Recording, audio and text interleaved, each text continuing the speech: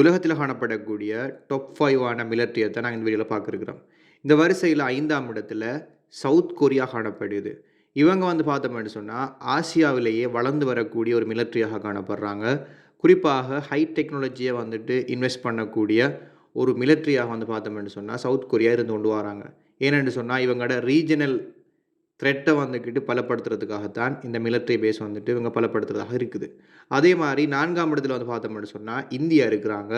இந்தியாவோட மிலிட்டரி பார்த்தோம்னு சொன்னால் பாகிஸ்தானுக்கு எதிராக, அதே மாதிரி சைனாவுக்கு எதிராக, அதே மாதிரி தங்களோட பிராந்தியத்தில் தங்களோட இருப்பை உறுதி செய்கிறதுக்காக பார்த்தோம்னு சொன்னால் ஹை பவர்ஃபுல்லான ஒரு மிலிட்டரி இந்தியா தயாரிக்க வேண்டிய தேவை இருந்துச்சு. பார்த்தோம்னு சொன்னால் அவங்க மாடர்னைசேஷனான டேங்க்ஸையும் அதே மாதிரி உள்ளக ப்ரொடக்டையும் பார்த்தோம்னா அதிக அளவு உற்பத்தி செய்கிறதால இவங்க 4ஆம் இடத்துல இருக்கிறாங்க. அதே போல் 3ஆம் இடத்துல பார்த்தோம்னு சொன்னால் சைனா இருக்குது. சைனா அமெரிக்காவுக்கு எதிராக தங்களோட மிலிட்டரியை பலப்படுத்த வேண்டிய தேவை இருக்குது. அதே மாதிரி இந்தியாவுக்கு எதிராகவும் அவங்க தங்களோட மிலிட்டரியை பயன்படுத்தப்பட வேண்டிய தேவை இருக்கிறதால இவங்கள்ட்டையும் பார்த்தோம்னு சொன்னால் மாடர்னைஸான ஒரு மிலிட்டரி காணப்படுது. அதே மாதிரி லார்ஜஸ்ட் ஆக்டிவ் மிலிட்டரி மேன் பவரை கொண்ட ஒரு நாடாகவும் சைனா காணப்படுறதால இவங்க 3ஆம் இடத்துல இருக்கிறாங்க.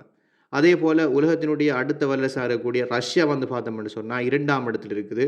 இவங்க லேன் ஃபோர்ஸஸை பார்த்தோம்னு சொன்னால் பெருமளவு கொண்டு இருக்கிறாங்க. அதே மாதிரி விமானப்படையை பார்த்தோம்னா சிறந்த விமானப்படையை கொண்டு இருக்கிறாங்க.